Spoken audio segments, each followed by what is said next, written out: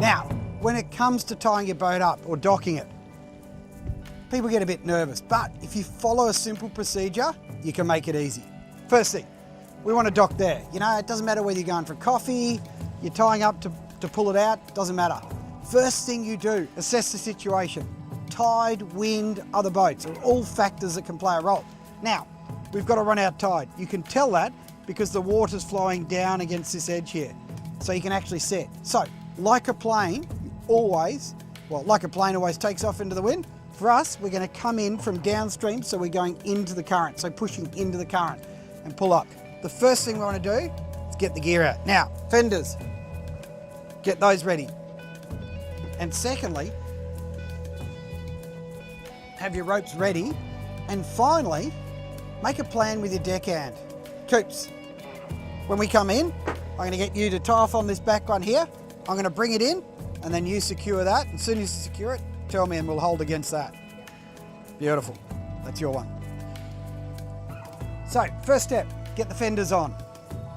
Now, it sounds silly, but decide what side of the boat you're going in, whether it's port or starboard. In this case, current's running out, so we're going to come in on this side because I like it on the driver's side so I have better control.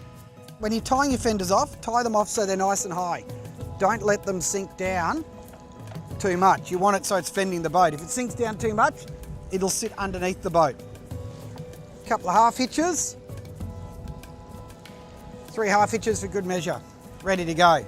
Now your second fender, position it up somewhere midship that it's going to protect the boat. Don't put it too far forward if it's going to sink in under the bow. You want it somewhere where it'll protect the boat. 3 half hitches for good luck. Now, we're ready to go. So as you're coming in, again, keep assessing the situation. Keep making sure there's other boats moving around, there's debris, or in this case, we've got a child on the ramp there catching toadfish, I think it is. Trick is, come in nice and slow. So you're constantly assessing the situation. Now, we're driving into the current, and it's the same with the wind. Always drive into the wind or the current rather than with it, because if you're going with it, it's much harder to control. Secondly, in and out of gear, slow is best. Out of gear, the slower the better. Come in pointing the bow in towards it, and you'll let the water naturally pull you in. Coops is ready to go to tie it off.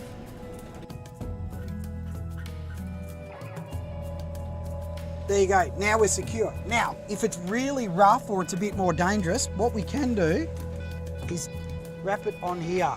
So then, see how just one wrap and I can pull tight on there. That way, I can control the boat and it's semi-secured. So you can hold it like that. And that way there can be a bit of pressure on the rope. So to secure it off, give it an S. Then, half hitch, which basically you just roll it over itself, pull down. To secure it, do the half hitch facing the other way. And then, for good measure, do one more. So, grab your other rope. Now this is a temporary version. So just pin her through like that, pin her over. Half hitch, half hitch. One more for good luck. To make it really secure, you want to tie some springers, which will help take the pressure off. So, black rope comes down to the back. Again like that, pull tight, half hitch, and then one more for good luck. That's going to take a bit of pressure off going from the bow. Then, Coops is passing me the other way. To take pressure off coming the other way, we tie the other springer. Same thing, tie off your springer coming forward. Again, 2 half hitches and one more for good luck. And then just roll it up so that it's neat and out of the way. Now your boat can move around, but see how all the different ropes tension at different times.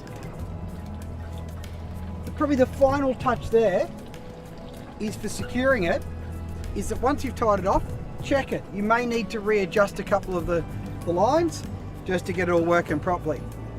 And finally, if you want to go one step further, you can tie another rope across from the back stern, across to a cleat there, and another one off the bow as well. So once you've tied it off, remember, just check your ropes. You may need a little bit of adjusting. But once you've got that baby tied down, she's going nowhere. And that's safe baiting.